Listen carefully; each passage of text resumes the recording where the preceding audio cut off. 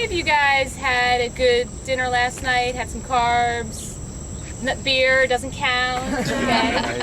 This morning, I know it's so early to be getting up an hour before, an hour and a half before to eat something, but did you guys eat a breakfast too? Eat something? No? Okay. All right, well, this is the point in the season that you may have been able to get away with some bad behaviors up until this point, but now is when you guys really have to get serious about your nutrition. I know we've been working on hydration a lot already, but nutrition and just eating properly, especially before these long runs, is really critical to your performance for long distance running. So first I just want to talk to you guys about what you should be doing beforehand. I'm going to talk specifically about the long runs. It's of course important to try to maintain a healthy diet throughout the week, but especially when you're leading up to your long runs on Saturdays. And this is what you guys are going to be doing in preparation for your half marathon or your marathon too. So we're kind of just practicing. All these Saturday long runs are sort of like your dress rehearsal for your big event. So we want to kind of prepare for it just the same way we will come race weekend.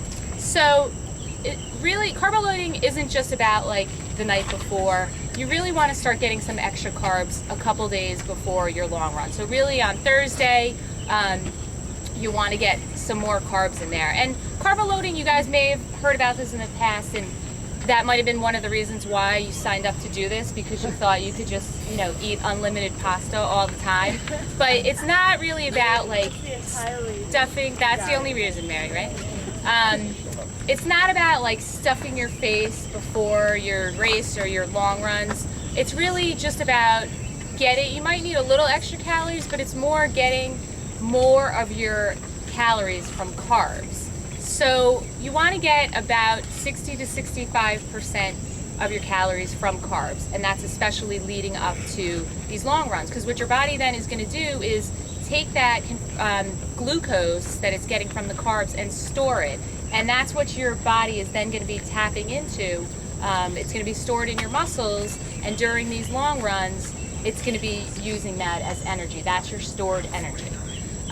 So it's really important that you guys, breakfast, lunch, dinner, Thursday and Friday, are getting some of those extra carbs. And it doesn't have to, I know we give you these percentages, it doesn't have to be this real scientific thing where you're like weighing things and reading labels and all that. You can kind of just like eyeball your plate most of the time. Like I like to tell people that instead of, for dinner having like chicken with rice, have rice with chicken. So you still want to get some protein in there, but most of your, about 2/3 of your calories from that meal should be coming from carbs. So for some of you guys, you may not have to change things too much. If you're a big meat eater, maybe just smaller portions of meat. Your protein have, a couple less meatballs, a little bit more pasta, that kind of thing. But if you just want to keep experimenting with different foods. Some of you guys may have already figured out your favorite, like,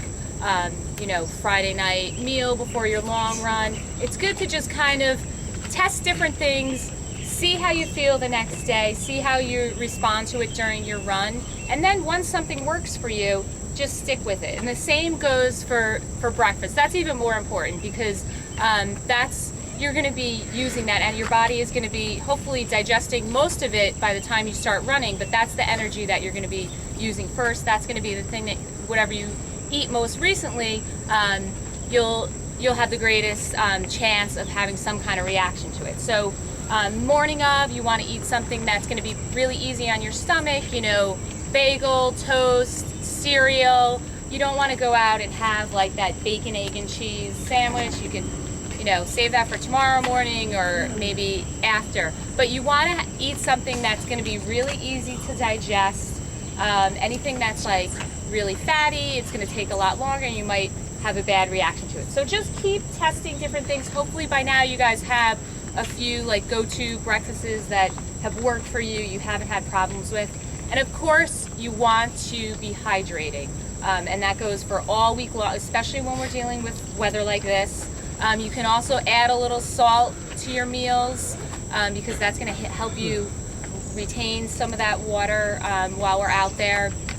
Some people will even do a salt shot. I know I included this information in one of my emails a few weeks ago, that you just take a packet of salt, dump it out into your hand, lick the salt, make sure you drink water after it, not tequila. Save that for tonight.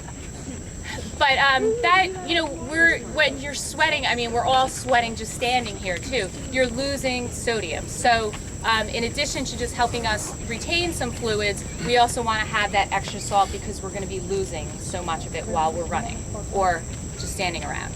Okay, so that's what you guys should be doing before your runs. Now we're getting to the point with your training that you guys are actually going to be eating while you're running or walking, walking, whatever you're doing out there. So this is the fun part. I'm sure your mentors may have said something to you guys about this, and you guys may have seen some of these crazy things while you've been at some of the running shops. So I like to use the analogy of a car, that you guys, when you start out these Saturday runs, you have a full tank of gas. Hopefully you've been carbo loading the past couple of days, you had a good breakfast, you're all ready to go, you've been hydrating. So we're starting out our runs, these long runs, or same goes for your race, with a full tank of gas. But the moment you start running, you are starting to tap into that stored energy like I was talking about. So your gas gauge is going to start going down, down, down, down, down, down.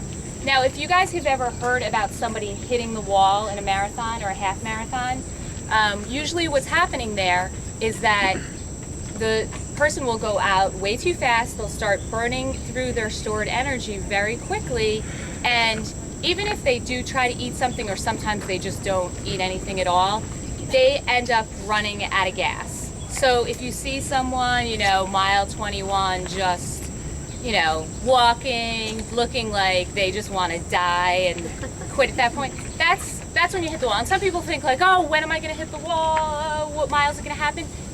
You don't have to hit the wall. That may be one of the things that you're dreading with your race. But if you guys, pace properly, which we're going to be talking about later in the season, and make sure that you're taking in calories on the run, it doesn't have to happen, okay? So we want to try to avoid that whole mile 21 or 11, 12, wherever you think it might be happening. And the way that we're going to do that is to consume calories either through sports drinks or small foods or sports gels and bars during our runs. So you don't have to do this on every run, obviously. This is for when you're going to be out there for more than 90 minutes, okay? So don't think like, oh, now I know about gels, I'm taking them on my half-hour treadmill run. Not necessary, okay? So this is, we're talking for our Saturday long runs here. Because don't go by what they say on the package. They'll say, have one before you exercise, then one 30 minutes into it. They're just trying to sell more gels, okay? So ignore that advice.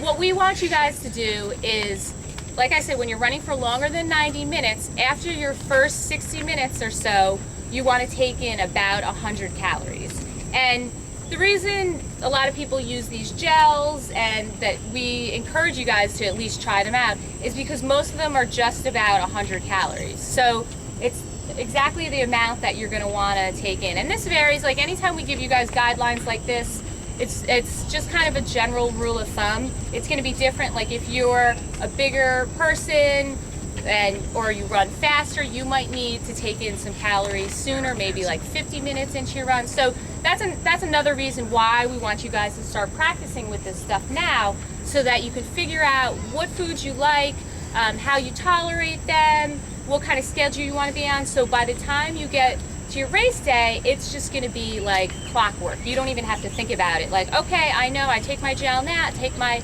vanilla goo, I love it. It makes